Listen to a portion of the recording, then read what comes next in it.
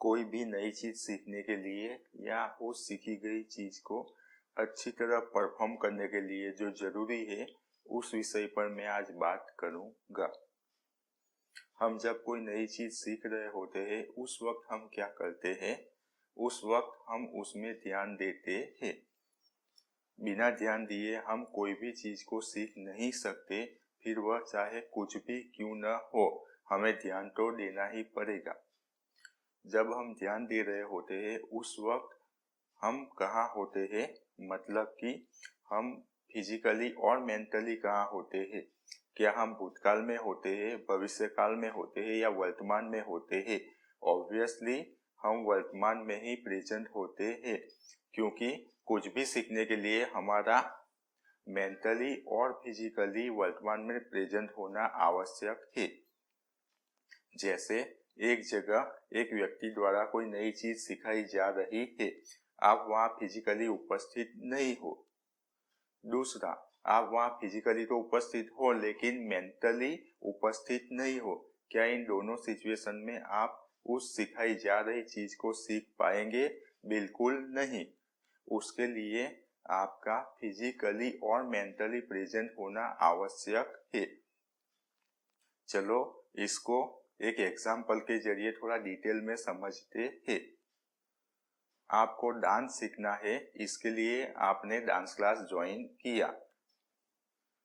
Class में teacher जब आपको डांस सिखा रहे हैं उस वक्त आपके दिमाग में हमेशा विचार चलते रहते हैं कि मैं जल्दी डांस सीख जाऊंगा, उसके बाद में टीवी पर जो डांस के शो आते हैं उसमें मैं पार्टिसिपेट करूंगा, मैं उसमें विनर बनूंगा। उसके बाद पूरे देश में लाखों लोग मुझे चाहने वाले होंगे, वह मेरी एक झलक के लिए तरसेंगे। या आप उससे उल्टा सोच रहे हैं कि मैंने पिछली बार भी काफी प्रयास किया था, बहुत मेहनत की थी, लेकिन मैं डांस नहीं सीख पाया था, पता नहीं इस बार क्या होगा। पिछली बार तो मेरे काफी पैसे और समय बर्बाद हो गया था। यदि डांस सीखते वक्त इस प्रकार के विचार आपके दिमाग में चलते रहते हैं तो क्या आप डांस सीख पाएंगे?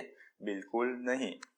डांस सीखने के लिए आपका फिजिकली तो क्लास में उपस्थित होना आवश्यक ही है, लेकिन साथ साथ आपका मेंटली भी वहां उपस्थित होना आवश्यक है।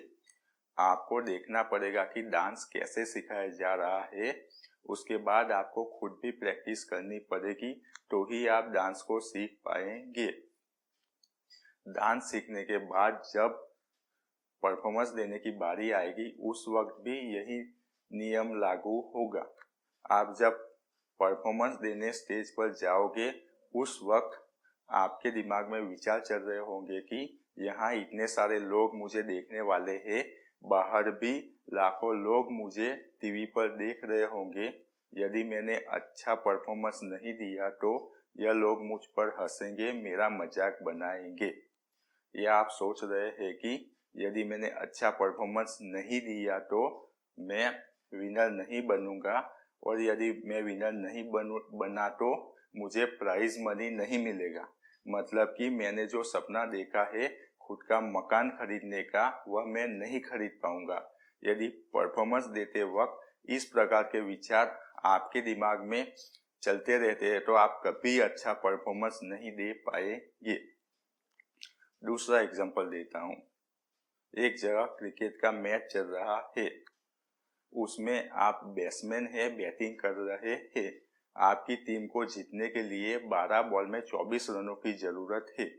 आपके सामने एक बॉलर बॉलिंग करने आया, उसे देख आप सोच रहे हैं कि अरे ये कहाँ से बॉलिंग करने आ गया, इसने तो आगे भी मुझे 5 बार आउट किया है। यदि इसने इस बार भी मुझे आउट कर दिया तो मैं मैच नहीं जीता पाऊंगा, और यदि मैंने मैच नहीं जीताया तो लोग मुझे जूतों से मारेंगे, मुझे बहुत गालियां देंगे और मुझे टीम में से भी बाहर निकाल दिया जाएगा, मेरा पूरा करियर खराब हो जाएगा। यदि बैटिंग करते वक्त आपके दिमाग में इस प्रकार के विचार चलते रहते हैं तो क्या आप उस मैच को जीता पाओगे? बिल्कुल नहीं। मैच को जिताने के लिए आपका फिजिकली तो पिच पर उपस्थित होना आवश्यक ही है, लेकिन मेंटल भी उतना ही आवश्यक है। बैटिंग करते वक्त आपका ध्यान होना चाहिए बॉलर पर, फील्डर पर और बॉल पर। यदि आपकी पूरी उपस्थिति मतलब कि फिजिकली और मेंटली उस ग्राउंड पर, उस बैटिंग पिच पर होगी, तो ऐसा हो ही नहीं सकता कि आप उस मैच को न जीता पाओ। यदि इसका क्लोजेस्ट एक उदाहरण मैं आपको दूं तो आपने मोबाइल में गेम खेल रहे लड़कों को तो जरूर देखा होगा। वह जब गेम खेल रहे होते हैं उस वक्त उनकी कैसी प्रेजेंट होती है, वह पूरी तरह से मोबाइल में खोए हुए होते हैं। यदि आप उन्हें आवाज लगाओ तो वह आपकी आवाज को सुनेंगे भी नहीं, उनको उनके आजू बाजू में क्या हो रहा है उसका भी पता नहीं होगा। यदि इस तरह की उपस्थिति होगी तो ऐसा हो ही नहीं सकता कि आप किसी चीज को न सीख पाओ या आप अच्छा परफॉर्मेंस न दे पाओ।